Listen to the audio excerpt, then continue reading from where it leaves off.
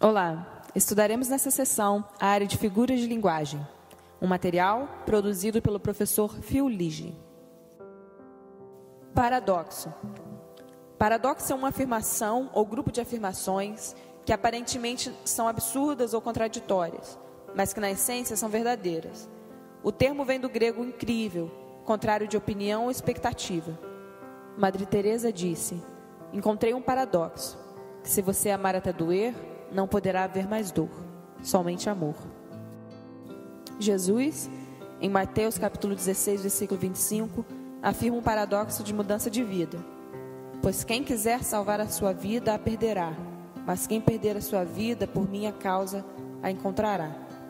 Como faz Paulo em 2 Coríntios capítulo 12, verso 10, quando ele declara: porque quando estou fraco, então sou forte.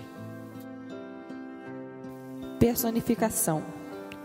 Personificação é quando um objeto inanimado ou abstrato recebe qualidades ou habilidades humanas. Esse recurso é geralmente usado em propagandas publicitárias com um objetivo humorístico. Exemplos desse recurso são o peru da Sadia ou os anúncios da Hortifruti. Este é um recurso usado frequentemente nas Escrituras. Em Salmos capítulo 77, verso 16, as águas se viram e se contorcem, e em Provérbios a sabedoria é retratada como uma mulher. Em Salmo 114, capítulo 4, os montes saltarão como carneiros, as colinas como os cordeiros. Pergunta retórica. A pergunta retórica é uma pergunta feita por seu efeito, sem expectativa de uma resposta. O propósito da pergunta retórica é incentivar o ouvinte a pensar sobre o que a resposta para a pergunta deve ser. A resposta pode ser óbvia ou imediatamente fornecida pelo questionador.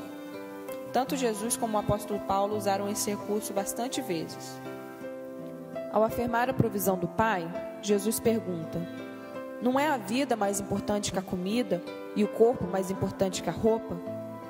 Não têm vocês muito mais valor do que os pássaros? Quem de vocês, por mais que se preocupe, pode acrescentar uma hora que seja a sua vida?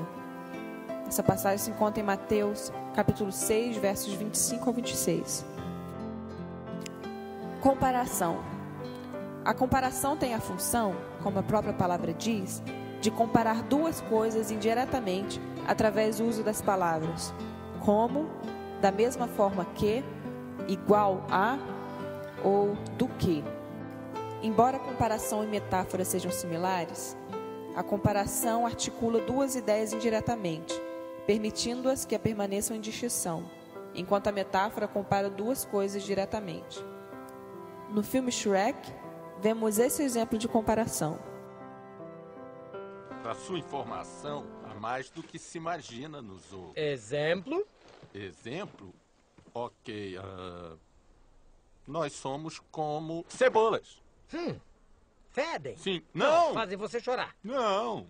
Deixa eles no sol, eles ficam marrons e soltam aqueles cabelinhos. Não! Camadas! As cebolas têm camadas. Os ogros têm camadas. A cebola tem camadas, entendeu? Nós dois temos camadas. Vocês dois têm camadas? Sabe, nem todo mundo gosta de cebola. Bolo! Todo mundo adora bolo e tem camada. Em Salmos capítulo 1, verso 3 ao 4, o justo é como a árvore plantada à beira de águas correntes. Dá fruto no tempo certo e suas folhas não murcham. Tudo o que ele faz prospera. Em Mateus capítulo 7, verso 24, aqueles que escutam e praticam são como um homem sábio que constrói sua casa sobre a rocha. Mas aqueles que escutam e não praticam são como um homem insensato que constrói a sua casa sobre a areia. Sinédoque. Esta última figura de linguagem que consideraremos chamamos sinédoque. Deriva-se do significado grego entendimento compartilhado ou simultâneo. Acontece quando uma parte é usada para representar o todo ou quando o todo é usado para representar a parte. Hoje em dia falamos de rodas, que significam o veículo. E quando pedimos a alguém uma mãozinha, nós queremos dizer mais do que uma mão. No Antigo Testamento, é comum que as 10 tribos do Reino do Norte sejam chamadas pelo nome da tribo líder, Efraim, como nós podemos ver várias vezes no livro de Isaías, capítulo 7.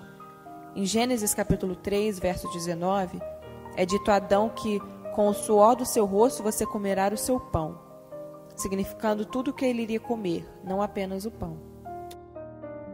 Ao escrever sobre a carne e sangue, o escritor de Hebreus quer dizer naturalmente as pessoas físicas, como faz Paulo em Efésios, quando ele declara: nós não lutamos contra carne e sangue, em Efésios capítulo 6, verso 12.